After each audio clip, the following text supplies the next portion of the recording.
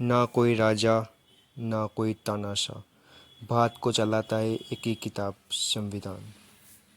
1947 में आज़ादी के बाद भारत को एक मजबूत सिस्टम चाहिए था। तभी डॉक्टर भीमराव अंबेडकर और उनकी टीम ने मिलकर बनाया भारत का संविधान। ये संविधान हमें देता है हमारे अधिकार, जैसे बोलने की आज़ादी, बराबरी का हक और न्याय, और साथ ही दिखाता है हमारी जिम्मेदारियां भी। सोचिए, अगर संविधान ही ना होता तो ना बराबरी हो पाती, ना इंसाफ हो पाता, ना सही नियम ले पाते। इसलिए संविधान को एक किताब नहीं कहा जाता, हमारे देश की आत्मा है। अभी संविधान को समझने के लिए हम आगे बढ़ते हैं। ठीक है, आपने पूछा है भारत के संविधान का अनुच्छेद 11, आर्टिकल 11। इसे मैं आपको कहानी के रूप में विस्तार से हिंदी में समझाता हूँ। कहानी: नागरिकता का नया दरवाज़ा। बहुत समय पहले, जब भारत आज़ाद हुआ था, 1947, तो एक बड़ा सवाल सामने आया। भारत का नागरिक कौन होगा? संविधान बनाने वाले नेताओं ने इस पर चर्चा की और अनुच्छेद 5 से 10 तक में नागरिकता के शुरुआती नियम लिख दिए।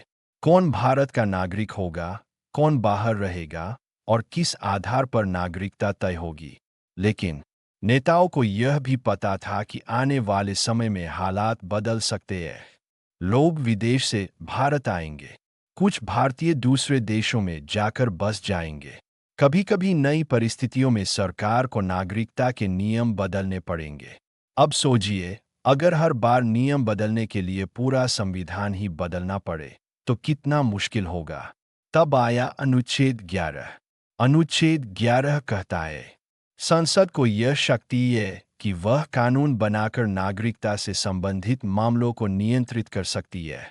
मतलब, संविधान ने नागरिकता की बुनियाद तो रख दी, लेकिन भविष्य में नागरिकता के सारे नियम बनाने और बदलने की पूरी ताकत संसद को दे दी।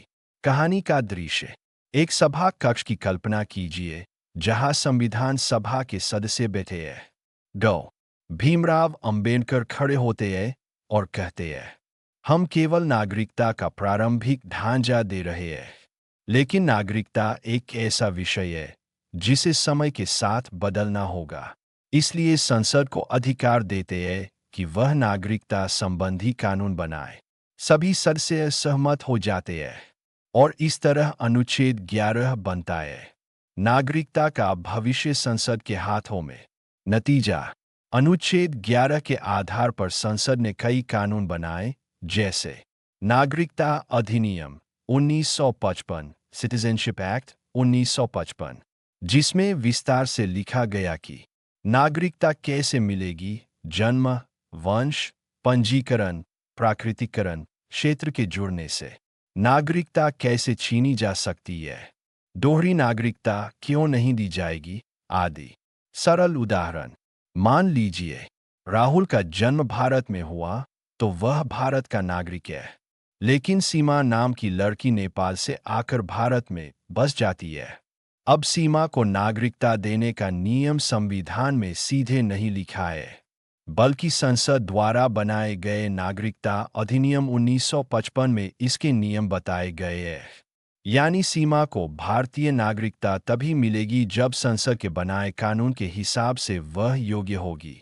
निष्कर्ष: अनुच्छेद 11 एक चाबी है जो नागरिकता के सारे दरवाजे खोलने का अधिकार संसद को देती है। संविधान ने कहा, नागरिकता के विस्तृत नियम हम, संविधान, तय नहीं करेंगे। इन्हें बनाने का अधिकार संसद को है। इंडियन कॉन्स्टिट्यूशन के आगे के अध्याय को सुनने के लिए बने रहिए इस चैनल्स पे। सब्सक्राइब कीजिए, लाइक कीजिए, शेयर कीजिए।